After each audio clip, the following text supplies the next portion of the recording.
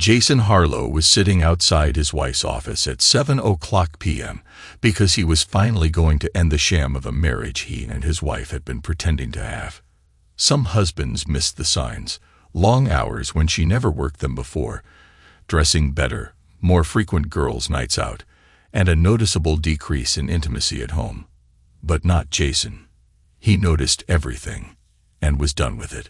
He estimated that it had been going on for 4 months. It was then that he noticed his wife, Caroline, wore a pair of red high heels to work for the first time. She hated wearing heels. The only time she would tolerate them was for the occasional wedding or other special occasions, and when she dressed up in the bedroom.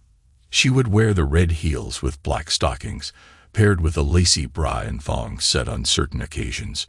Jason loved those black thigh-high stockings, and loved seeing her in heels.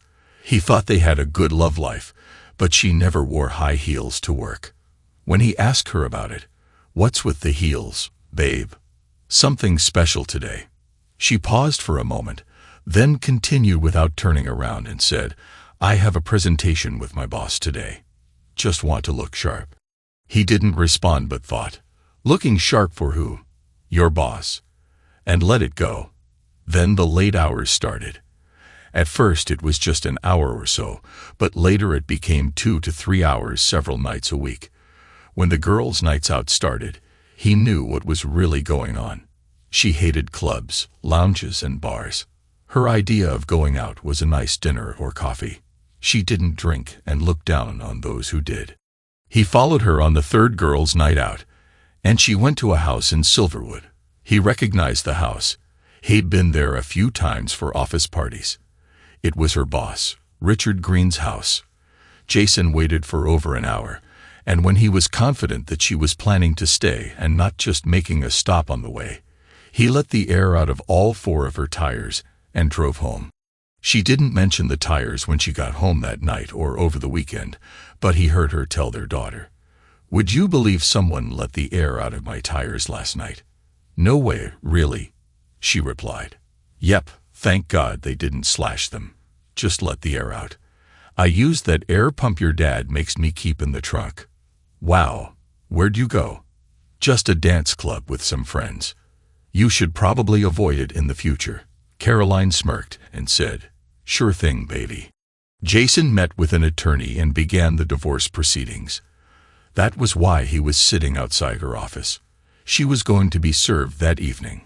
He lamented over the 15 years of marriage, but overall, they had been good years. They produced his 14-year-old daughter, Ava, who was the apple of his eye, and a daddy's girl. He met Caroline when he needed a lawyer for a contract issue with his former employer.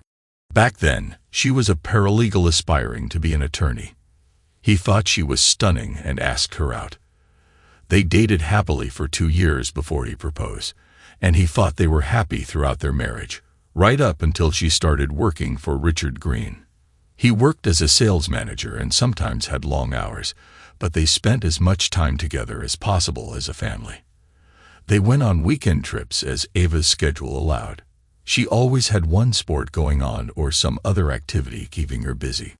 Occasionally, Jason and Caroline would go to the Hamptons or Cape Cod for a weekend without Ava when she was old enough to stay home. The shock of Caroline's betrayal cut him deeply. She had been increasingly distant with him, but he had never suspected she was cheating until he noticed the heels. It all went downhill from there. Her attitude got worse and progressively more hostile. He recalled the conversation on the night he followed her. "Honey, why don't we go out to dinner and catch a movie tonight? I've got a rare Friday off and I want to spend some time with you," he said. "You know I go out with the girls now on Fridays. They rely on me to be their designated driver. Let them Uber for one night. With the extra hours you've been working and these nights out, I hardly see you anymore. Well, if you had a real job, one that didn't have you working all hours of the evening and sometimes overnight, you might see me more. You don't though, and I've had to put up with it for almost 15 years. Suck it up. I'll see you later." She didn't even say goodbye when she walked out the door. He was stunned. He followed her into the garage and watched her pull out. He grabbed his keys and hurried out after her. There was only one way out of their subdivision, and it was quite a maze of streets to get to the main road from their house. He caught up to her as she turned onto Oak Street and followed her to Richard's house. He avoided her for the rest of the weekend and resolved to find a lawyer on Monday. He didn't want to go scorched earth. He just wanted a fair split and an amicable end to the marriage. Through her words and actions, he felt she didn't want him anymore. So why hold on to a relationship that was clearly over? She could have her boss without a fight from him, he thought. He told his daughter about it that Monday. "She's cheating on me, sweetheart. You may not have noticed a difference over the last few months, but I have. She's checked out of the marriage and is with her boss." "No way, Daddy. I don't believe it. I followed her to his house. She said she was going out with friends. She didn't. She went to his house, but her tires were messed with at the club." "No, sweetie. I did it, and I did it at his house when I saw that she wasn't going to a club. I just can't believe it, Daddy." "Me either, but it's true." His daughter was sitting next to him, waiting for the inevitable confrontation to start. "Are you really sure, Daddy? There's no chance?" Ava asked. "No, sweetheart, it's over. She broke my trust and my heart. I can't accept that kind of betrayal. What if she felt like she had a reason to do it?" "Sweetheart, there is no reason to justify a long-term affair. If she got drunk, and it was a one-time thing maybe. If she were assaulted, of course, that would be different. No, she chose this path. She betrayed my trust. Trust is the most important thing you can have with someone. You can't ever love someone you can't trust. I could never love someone who betrayed me like that. Our marriage is over." Ava looked out the window and saw two men approaching the car. "What an idiot," Caroline Harlow said, looking out the window of her law office as Richard kissed her passionately. "Glad for the one-way glass. I can't believe. Ugh. He thought he was going to get me first. Harder, baby. I want it all at the same time it's going down." Richard kissed her with intensity, purely physical in every way. It took him 6 months to reel Caroline in, and he was grooming her to replace his wife, who had just gotten the final divorce decree ending their 14-year marriage. He got tired of his ex-wife's nagging about everything. He was tired of her weight gain. He was tired of her lack of interest in intimacy.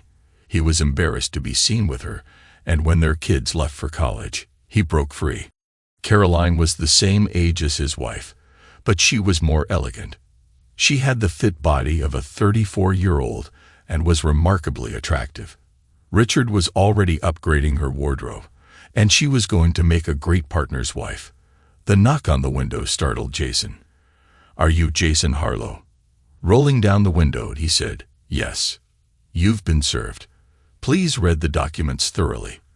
There is a restraining order requiring you to stay 100 yards from Caroline Harlow, Ava Harlow, and your marital residence." "What? A restraining order from Ava?" Ava grabbed the envelope from his hand and read the header, "For the dissolution of marriage." She found the restraining order and handed it to him. "What the hell?" he shouted. "Oh my God. No," Ava said. "Daddy, I swear I didn't know." "What are you talking about?" She handed him the other papers. In the documentation, it outlined several accusations: spousal abuse, child abuse, sexual misconduct. "Ava, why?" "Daddy, I swear I had nothing to do with that. It's a lie or a mistake." "Wait, how did she know I would be here right now?" "It's because I told her." His daughter's words broke his heart. "When you told me she was cheating on you, I confronted her. She told me that she only did it because she had an investigator's report saying you were cheating on her." "You can't be serious. Did you see the report?" "No, I did not." "You believed her and didn't believe me. You let her set me up." "Sweetheart, why? I love you so much. Why did you do this to me?" "I asked you not to say anything." "I swear, Daddy, I didn't know about the restraining order. That abuse thing is. I swear I didn't say anything like that to anyone." He silently cried. ignoring her pleas. Moments later, he said, "You have to leave now, Ava. I can't be within 100 yards of you anymore," he said softly. "Daddy, no," she shouted. "Go, or I could be arrested on top of all of this. The sheriff is still here watching me." Reading more, he said, "Oh Jesus, they froze all of my accounts too. What am I going to do now? Congratulations to you both. You've destroyed me. I can't even afford to fight her law firm with all of these fake claims. I'll be fighting in court forever. Oh God, no. I'll fix this, Daddy," she said as she left the car and ran to the office building. Richard sighed in contentment after their encounter. "That was great, babe," Caroline said. "I just wish I had binoculars so I could see his face." Richard was just buckling his belt, and Caroline was smoothing her dress when a screaming Ava ran into the office. "You? Child abuse. Sexual abuse. What is wrong with you?" Ava screamed. "I had to have the advantage," Caroline said. "I had to strike first. Now he can't get into the house or have access to my money for a while. Now I have the upper hand on him. He didn't abuse me." "I don't know that for sure. You two are really close," Caroline said with a smirk. Ava walked up to her and asked, "He didn't cheat, did he?" "Of course not. Who would want him?" she said with a laugh. "You're a monster," Ava said as she clenched her fist to punch, but instead slapped her mother with all of her strength. Caroline went down to the ground in shock and pain. Richard laughed and said, "Nice hit, kid." Ava froze, then looked around. She saw bookcases, shelves, and a messy desk. She smiled, looked at Richard, and swept everything off his desk. "You'd better never cross my path again." "I can and will do worse," she said, and walked out. "Ava, wait." "Damn it," Caroline screamed. Richard said, "That little brat is going to pay for this." As she walked out, she passed a man with an envelope in his hand who asked her, "Are you Caroline Harlow?" "In there," she said, and stormed off. Both Caroline and Richard laughed at her being served Jason's petition for divorce. Ava tried desperately to talk to her father out of fear. He knew he couldn't talk to her, so he didn't answer and cried every time he saw her call. He was afraid Caroline would find out and send the police after him for violating the restraining order. Caroline had already alienated him from all their friends, and only his parents and brother believed his innocence. His sister-in-law wouldn't let him near his niece and nephew, just in case it was true. That almost ended her marriage to his brother before George had to tell her the truth.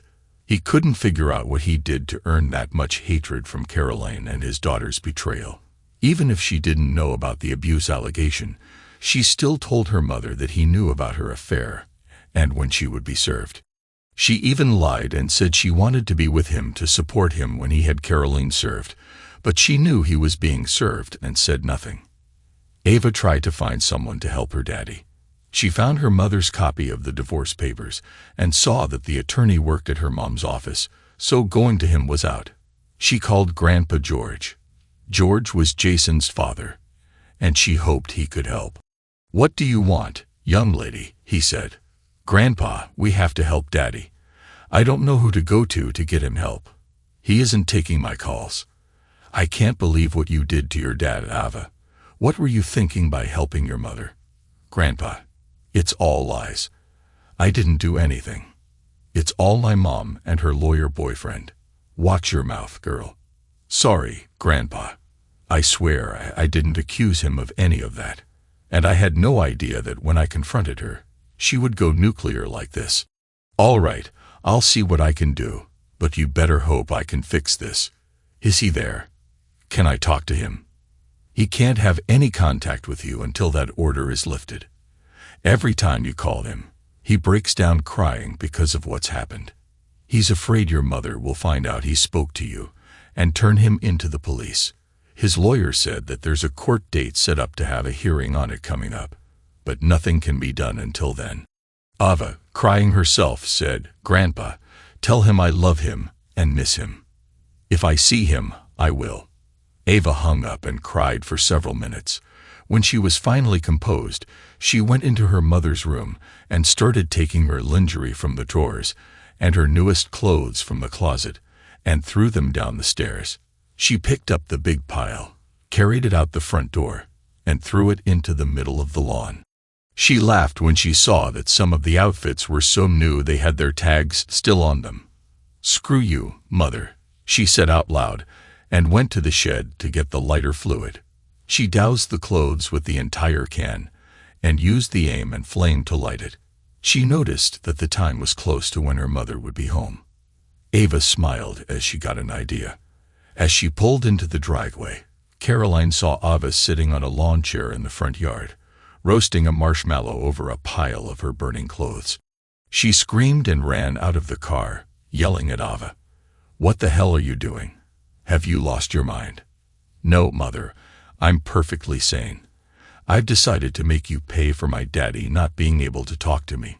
Every day that goes by until I speak to him, I'm going to destroy more of your stuff. You'd better drop that abuse claim as fast as possible, or more of your things will go up in flames." "Ava, there's a court date on Monday. It will not be renewed. It was only for a short time." "Don't care, Mother. Until I talk to him, your stuff goes up in smoke." Caroline screamed as she went into the house. She called Jason, but of course, he didn't answer, and he deleted the message without listening to it. Moments later, a fire truck and a police car pulled up. One of the neighbors reported the fire. The policeman and one of the firemen walked up to Ava. "What's all this about, young lady?" the officer asked. "My mom wanted to get rid of some clothes that she grew out of. She told me to do a bonfire with them," Ava said. "You can't have a bonfire in the front yard." "Is she home?" he asked. "Yes, sir. I'll put it out with the hose if you want." The fireman spoke up and asked, "Did you use anything to light it, or did you just light the clothes?" "A whole can of charcoal lighter fluid," she said. No water. We'll use some sand to put it out," the fireman said. While the firemen dealt with the fire, the police officer rang the doorbell. Caroline opened the door, ready to lash out, but realized it was the police. "Great. Well, put the fire out." "It's no big deal, officer," Caroline said before he could speak. "Firemen are doing that now, ma'am. You know it's against city ordinance to have an uncontrolled bonfire in your front yard." "No, I didn't know," she said through gritted teeth. "Here's your ticket. It's just a fine, no court appearance required. Next time, ma'am, just give them to Goodwill or Street Vincent de Paul. Less fortunate folks could use that stuff." She screamed and closed the door. Caroline's lawyer appeared before the judge at the hearing for the restraining order the next Monday. He didn't fight the appeal of it, knowing it was falsely obtained. It served its purpose, bought time, and ruined Jason's reputation.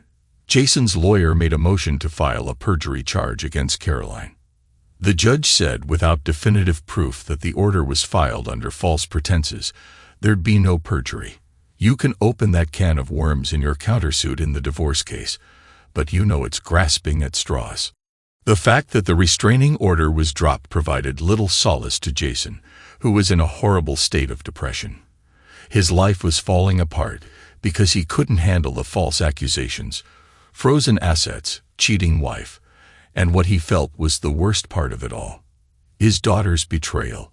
He was barely getting by mentally. He took time off work, drank too much, and was miserable to be around. He went to his house during the day when he knew Caroline and his daughter wouldn't be there. He found that she changed the locks, but he tried his garage door opener and it worked. Inside the garage, he found all of his belongings. There were several boxes, and his clothes were in trash bags. He noticed that she left him the wedding album and all of the pictures of the happy family that used to be spread around the house. He took those out, piled them in front of the door connected to the house, and urinated on them. He kept in contact with his parents and his brother, but relationships were being strained due to his problems.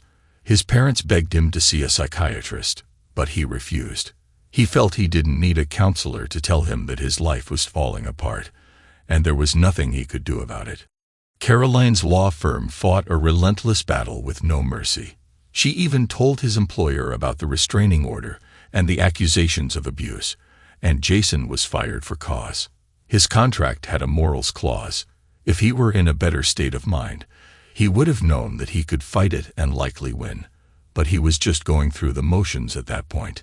No one knew where Jason was living. His only contact with his family was by phone, a court appearance related to the divorce, and he refused to speak to anyone except his attorney and the judge. Ava tried to speak to him on those occasions and cried every time he walked past her without looking at her. She thought that he looked like a dead man walking. Caroline was pleased with how everything was progressing. She had started resenting Jason months before, as Richard had turned her against him and had built up over the course of his seduction an almost hatred in her for Jason. After months of legal wrangling, the divorce was declared final. Jason got his share of his assets back. His attorney was able to force the sale of the house, and he kept his truck. He couldn't find a job because the false rumors about him abusing his daughter had spread around town. No one cared that he wasn't charged with anything. He decided to move to Miami, where he found work in his field as a sales manager. He put his life's belongings into the back of his pickup truck and was saying goodbye to his parents when Ava drove up. "Daddy, I'm so sorry. None of this should have happened," she said as she ran up to hug him. He cried and did not return her hug. "You chose your mother over me with no proof. You going to her caused the first domino to fall. I had to have the element of surprise because of that law firm she worked for. I had to be able to file first, so she couldn't retaliate. You can see now why. Daddy, I didn't know. I'm sorry. I'm leaving." Now that false child abuse accusation just isn't going away. Once you're accused of something like that, it's a stigma you just can't wash off. Someday your mother and her lover will pay. Goodbye, Ava. I love you more than my own life. I did everything I could to give you a good life. I only hope you haven't grown up to be like your mother. She broke down in sobs as her grandmother hugged her. That gave him the opportunity to get in the truck and drive away. "Caroline, will you marry me?" Richard asked on the day the divorce was final. "Yes, Richard. Oh yes," she cried and jumped up to hug him, making a small scene in the restaurant. "Let's go to your place and celebrate," she said as he paid the check. She loved his big house and couldn't wait to move in and redecorate it. Getting rid of the tacky furniture and drapes his ex-wife picked out was a must, but their bedroom set was going to be the first thing to go. Richard snickered as they walked out when he saw his ex-wife having dinner with her parents. His ex-wife, Linda, was disgusted with him and his latest conquest. She spat at him as they walked by, and he didn't even care to notice. Jason walked into the truck depot and saw Sweet Lou standing at the door. "Jason, what's the matter, man? You look like someone spilled milk on your cereal. Divorce is final today, huh? Well, after what that witch did to you, you should be celebrating today." "It's not her, it's my kid. She took the witch's side, and I just can't get over it. She calls me and emails me, but I just can't bring myself to talk with her. Maybe I should see a counselor." "Maybe you should meet someone new," came a voice from behind them. "Hey, Marianne, that's not a bad idea," Lou said. "Who'd want my old broken heart?" Jason said. Marianne leaned in and whispered, "Me, big guy," and flicked his earlobe with her tongue. She walked away, and the men shook their heads, watching her walk off. "Go for it, Jason. She's a great gal." "What the heck? Why not?" Jason answered. "That's my boy. Now let's get on the road." For their first date, Jason took Marianne to dinner and a movie. After the movie, they went to a diner for coffee and pie. "Jason, you need to keep your chin up. Man, you're a good guy that got a raw deal. It'll work out in the end," she said. "Maybe, Marianne. For a long time, I couldn't figure out what I did wrong. I didn't understand why she went so hard at me during the divorce. She called me a child abuser and a molester. For crying out loud. Jason, that witch is in your past. Shake it off. And it's all behind you now," she said, grabbing his hand. "Look ahead, not back. I'll make it worth your while." He smiled, and squeezed her hand. "Let's get out of here." Marianne pulled Jason for a kiss as she opened her front door. "Want to see my etchings, big guy?" "I would love to." She held his hand and took him to her bedroom. The moonlight was shining through the window, giving the room a comforting bluish glow. They kissed with tongues intertwined and undressed each other slowly. There was nothing rushed. They were going to savor every moment. They had a passionate night together, and as they caught their breath, she said, "Your ex is a fool. She wanted your money, not your love. Well, her loss is my gain, and I'm going to take full advantage." He kissed her and said, "Anytime, sweetheart, anytime." A week to the day later, a figure dressed in all black crept up to the back door of a Facebook photo of their target sitting at his desk. The arrogant man had it as his cover photo. The closet was located behind and to the right of the desk, and the room was dimly lit with only the desk lamp on. The closet door was slatted, but they could still see into the room well enough. They opened the door, hid behind the desk, and waited. The only concern was if their target went to the closet before sitting at the desk. That would make it messy, but the job would still get done. Their perfect alibi would ensure their safety either way. Richard Green walked into his home office and looked at his computer monitor, which was at an angle on the desk. His back was completely turned to the closet behind him. The intruder slowly opened the closet door and slinked out carefully. Richard heard a noise and looked up. The gun was put to his temple, and the trigger was pulled. The gun was placed in his hand. A note was left on the desk, and the shooter quickly walked out the door. "The price is paid in full," was all the note said. Caroline had arrived home from shopping and walked into the door to Richard's office to show him the new bedding she had bought. She screamed when she saw the body slumped in the chair and blood dripping to the floor. She pulled her cell phone out of her purse, called 911, and reported the shooting. She looked at him and saw the gun in his hand and the note on the desk. She didn't touch it but read what it said and got the message. "No, Jason, no," she cried. "What have you done?" Detective Marcus Jordan got the call and headed over to the Green home. As he arrived, he saw a crying woman in the living room and the crime scene techs walking in and out of the office. He surveyed the scene and looked at a new set of golf clubs in the corner of the room. "Nice set," he thought, and continued looking around. He looked at the body and saw the gun still clutched in the victim's right hand. He asked one of the officers who arrived first, "What do we have so far?" "Apparent self-inflicted gunshot. Victim is attorney Richard Green, the homeowner. Fiance is Caroline Harlow. She found the body and made the call to 911. Is there a note?" "Yes, sir. It's typed and not signed. It only has one sentence. Here you go." He handed him a plastic bag with the note. Detective Jordan frowned and said, "Is the fiancé the brunette in there?" "Yes, sir." "Ma'am, do you have any idea what the note means?" Detective Jordan asked Caroline. "Yes, it means it wasn't suicide. My ex-husband killed him. Richard hated guns. He didn't own one." "Why do you think your ex did this?" "Because he felt Richard took me from him." "Did he?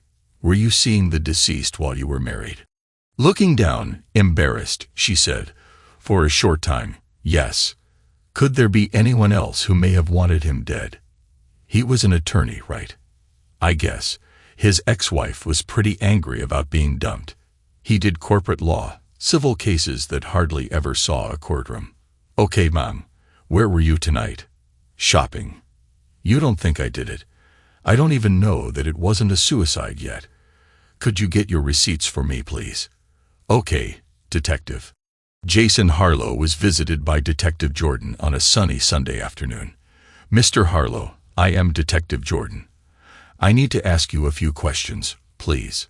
"Sure, Detective. What's up?" "Where were you last night at around 7:00 p.m.? "Working. I was driving the rig through Rockford. I pulled into the depot at 8:30. You can check the logs." "Where were you coming in from?" "Madison." "What happened?" Richard Green was shot last night in an apparent suicide. Apparent. Let's just say there are some inconsistencies. Okay, well, I couldn't have suicided him from Rockford. No, sir. If I have any more questions, I'd like to call if that's okay. Sure, I'll give you my new cell number. The detective left and wasn't happy that he had to drive to northwestern Chicago to talk to Jason, and then to the other side of town to the truck depot to verify the alibi. He thought some more about what was bothering him about the suicide. Why would a left-handed man shoot himself with his right hand? Why did he type the note?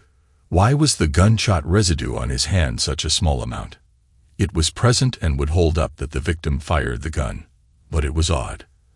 After the detective left, Jason sat at his kitchen table where he was talking with Sweet Lou. What was that all about, Jason? Jason laughed and said, Would you believe my ex's fiance took his own life? No, that is unbelievable. Yep, I hope my alibi checks out. They laughed and clinked their beer bottles together in a toast.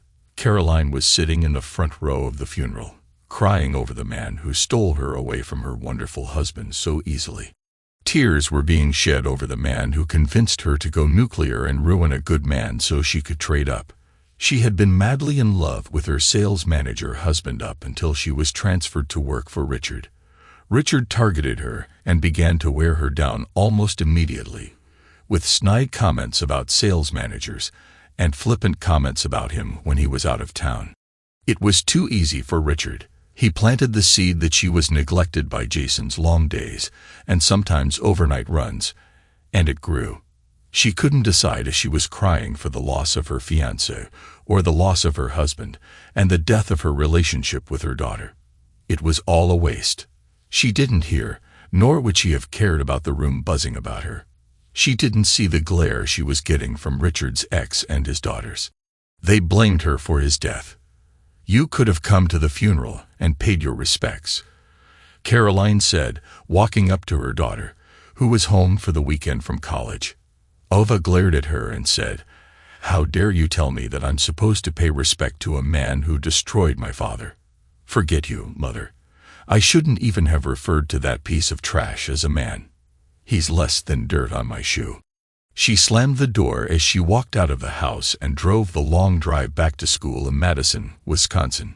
Detective Jordan sat in a meeting with his commander, going over the lack of progress in the case.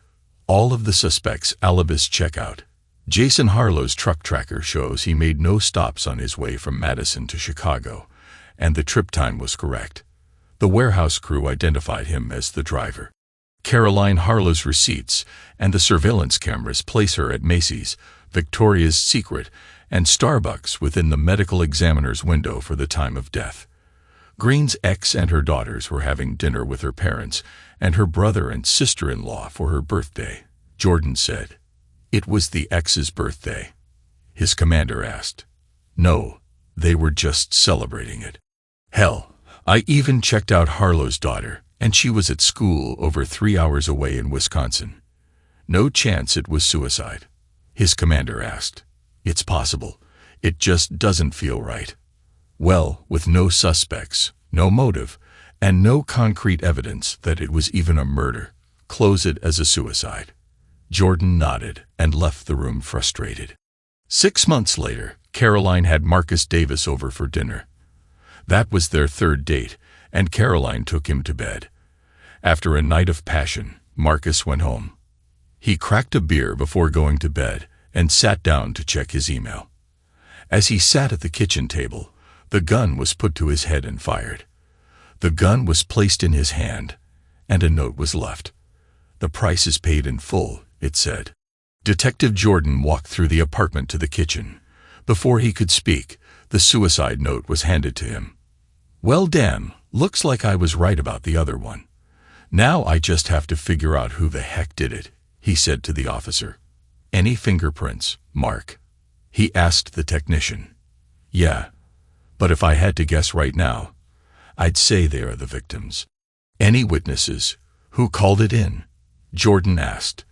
Neighbor heard the shot and called 911. No one saw anyone come or go. Of course not. How'd they get in? No busted locks or windows.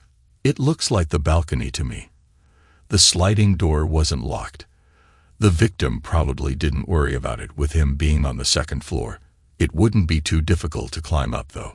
I'd say anyone of reasonably average height could jump and reach the bottom and pull themselves up. Average height for male or female. Average male. Tall woman. Where's the guy's phone? Jordan asked. Bagged over here. Jordan used his gloved hands to look for his last call. Just had to check. The last call was made to an Angela. I will be shocked if she isn't Angela Harlow. After going through the usual condolences and pleasantries, the detective got to work. Miss Harlow, why do your lovers seem eager to hurt themselves? Detective Jordan asked. It's got to be Jason. This is him punishing me.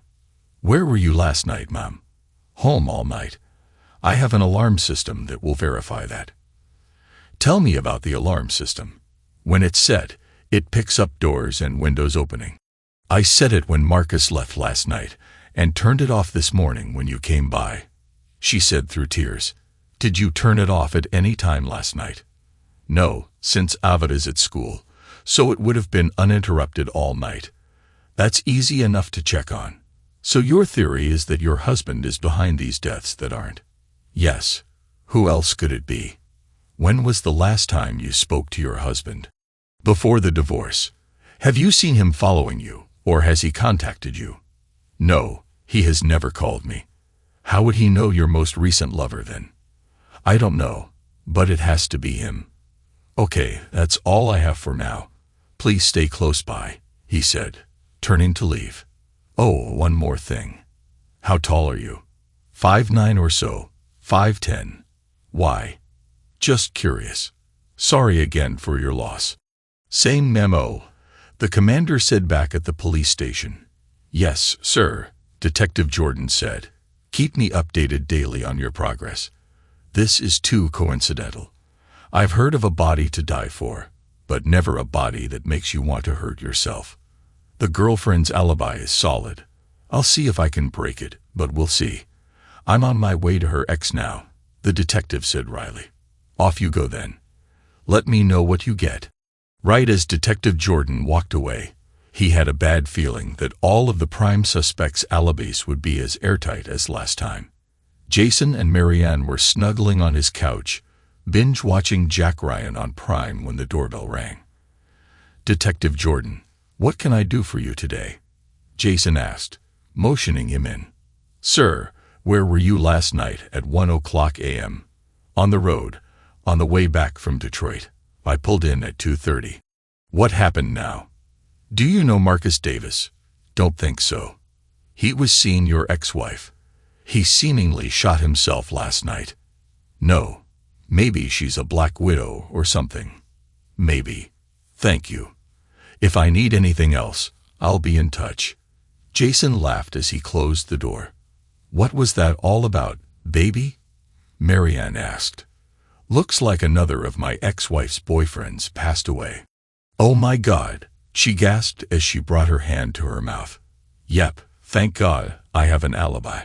I hope whoever is responsible keeps picking times when I'm on the road. Jason's cell phone rang. He looked and saw it was Ava, so he ignored it. Marianne frowned and said, There's never going to be a chance for her. Don't see how. She misses you. She reached out to me, and we've spoken. What? He shouted as he stood up. Relax, honey, she said, pulling him back down. I'm not going to interfere.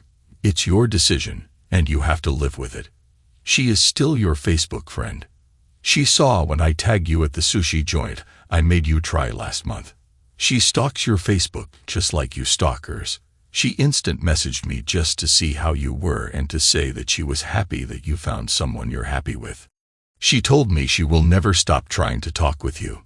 She calls me once a week or so just to chat. She likes to hear where you've gone and where you're going. She was fascinated that I schedule your runs and have control over your schedule. She said that I can always make sure to have you home when I need you home, and that would help our relationship, unlike with your ex. She always wanted to know what cities I saw. We would talk for hours about the places, people, and things I saw on the road ever since she was little. When she was a child, I had a lot of overnight runs that got me back early. I'd make her breakfast, we'd eat, and I'd tell her about my trip. He sighed at the fond memories. "Marianne, I love you, but please stay out of it." She hugged him and said, "I'm not in it. I'll never push you into anything. It's all up to you." I flat out told her that I would not put you two together.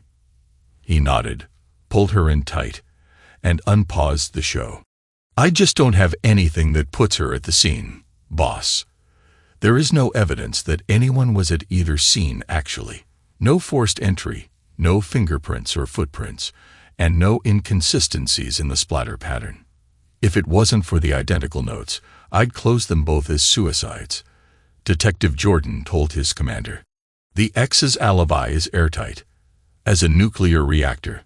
Have you considered Green's ex as some sort of revenge thing?" "Yep. She was at a club on security cameras with her new boyfriend, and her kids are away at school." 2 years later, Caroline broke her pattern and started dating Lance Walker.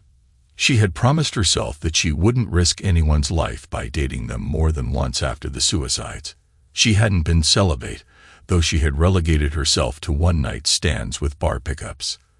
An STD changed her mind on that, so she needed to take a chance and settle down. After a month of dating Lance, she got comfortable. Some would say sloppy. She stopped trying to hide the relationship and was dating him in public.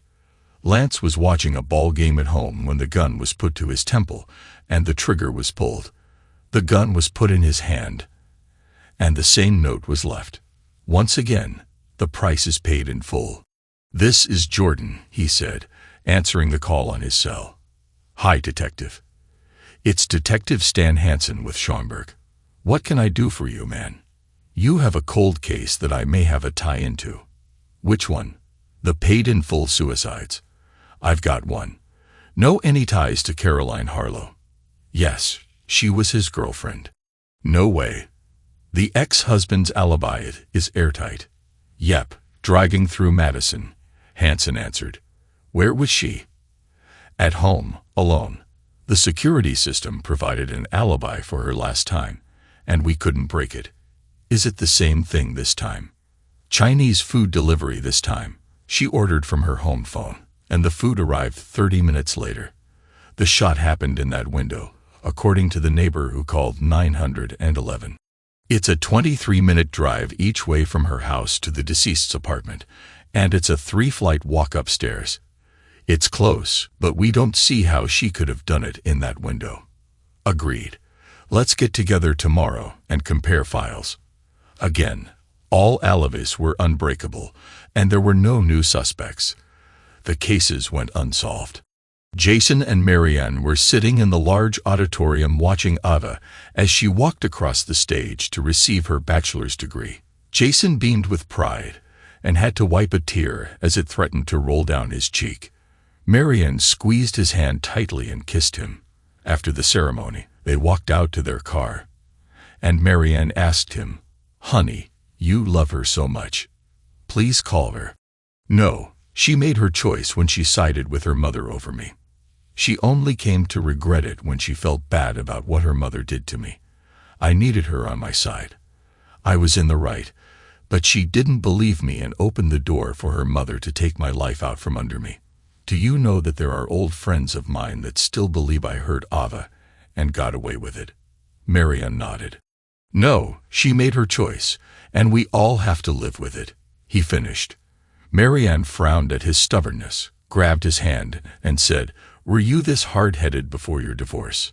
"No, not even close." 5 years later, Caroline and Ava were sitting in the front row of the funeral home's viewing room. It was a large turnout for Jason Harlow's wake and funeral procession. Jason succumbed to pancreatic cancer a few weeks after walking Ava down the aisle at her wedding. He had a few new friends and coworkers that showed, and his small family went, but he didn't rebuild a large network of friends after the divorce. Most of his old friends, neighbors, and coworkers came to pay respect to the good man they used to know and lost touch with over the years. His girlfriend, Marianne, was there, They never married. She tried very hard not to spit on Caroline for the pain she caused her man. His best friend Lou DeMarco regaled Ava with stories of her dad's last few years.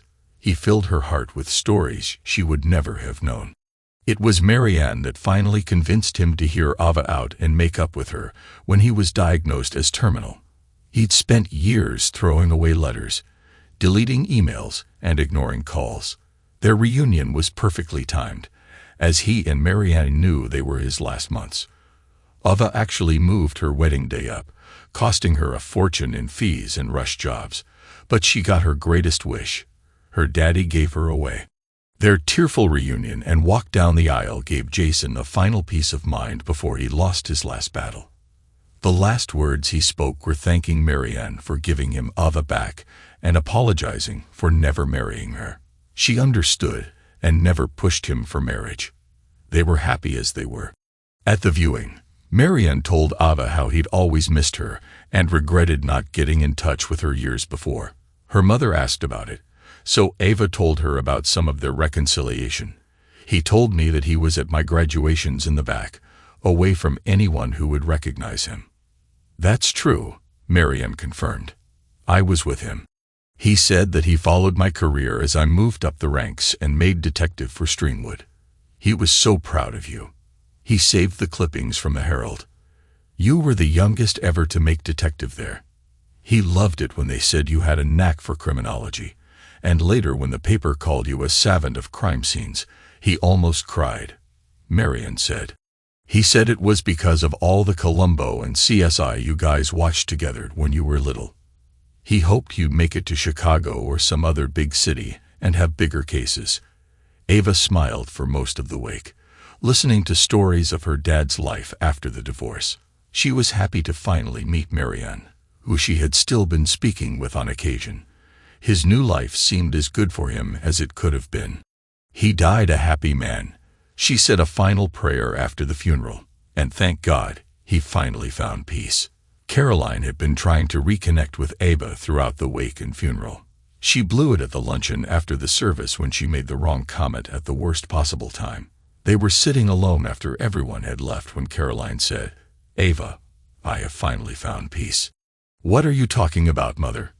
I haven't been able to have a relationship for these last few years in fear that your father would hurt them. Ava couldn't believe her ears. He was cleared by the police, you worthless fool. But now you're happy he's gone so you can date freely. You're as bad as you ever were. I had hoped you'd change, but now I hope you live with this forever. Caroline winced. You don't understand. Ava cut her off and said, the next time I see you, Mother, will be when we are lowering your body into the ground. No, Ava, please understand. Ava cut her off again, saying, goodbye, Mother. Good luck with your love life. That was the last time she ever spoke to her mother. 10 months later, Caroline was having dinner with her boyfriend, Charlie Harlan, at an expensive steakhouse. These last 8 months have been so wonderful for me, Charlie said, squeezing her hand. Me too, Charlie. I wasn't sure I would ever love again, but we found each other. Caroline, I love you. Will you marry me? Caroline took a deep breath and said, yes, yes, I'll marry you. There was a pang of fear in her stomach. He smiled and exhaled in contentment. Later, the gun was placed to his temple, and the trigger was pulled. The gun was put into his hand, the cigar put into the ashtray, and a note was left tucked under the heavy ash bin on the table. The price is paid in full. Caroline hung up the phone after talking with Detective Jordan, her face wet with tears after the emotional conversation. She went up to her bathroom and grabbed a bottle of sleeping pills. She hadn't needed one for a while, but always had them on hand. She walked out to her mailbox, placed an envelope in, and lifted the flag to let the mailman know there was outgoing mail. She lay on her bed and thought of her wedding to Jason, and what a perfect day it was. She thought of Ava and how proud she was of her career. She thought of family vacations and trips to the park. She regretted ever meeting Richard Green and ruining her own life. Finally, she said a prayer that she would see Jason soon. She placed the note on her chest as she fell asleep for the last time. Her note read, "My price is paid in full." Ava walked in with the mail and a bag of groceries. She set everything down, put her keys on the hook, and kicked her shoes off. Her husband, Blake, wouldn't be home until almost midnight since he worked the second shift as a police officer, so she had the pleasure of a silent house to enjoy. She opened a bottle of California Roots Cabernet and poured a healthy glass. Taking a drink, she walked over to the pile of mail and saw a letter. "Oh my God!" She cried out when she read the sender's name, Caroline Harlow. She tore it open and read her mother's last communication to her. Falling into her chair, tears fell from her eyes as she read what her mother's suicide truly meant. "Wow, Mother, wow," she said to the empty house. She picked up her cell phone and made a call. "Detective Jordan, this is Ava Harlow, Jason and Caroline Harlow's daughter." "Hello, young lady. Sorry to hear about your mother's suicide." "Thank you. At least hers saved you some investigating." "Yes, Charlie Harlan." "No, but hers." "Yes. What can I do for you, Ava?" "I received a letter in the mail from my mother." "It's a confession." "What?" He screamed into the phone. "It's a confession for all of the suicides. Apparently, she was insane. I can't believe it. Jesus Christ. Okay, come and meet me at my station as soon as you can." "On my way." She took the first page and lit it on fire, put it in her fireplace, and made sure it burned completely. The letter read, "My dearest Ava, I'm giving you this last gift of my penance. Whether you believe it or not, I love you with all of my heart, and I'm sorry for all of the pain that I caused you. It was not intentional, and hurting you and your father was the worst thing I've ever done. I knew it had to be you when Charlie was killed, and I accept my punishment. I'm sorry I caused you to punish me in this way, and I hope you can now live the rest of your life without the pain of my betrayal of you and your father. Destroy this page and give page 2 to the police. Page 2 is my confession for them. I take full responsibility and give you the gift of your freedom. It's all my fault, and I can't ever repair your lost years with your dad or the hurt I've caused.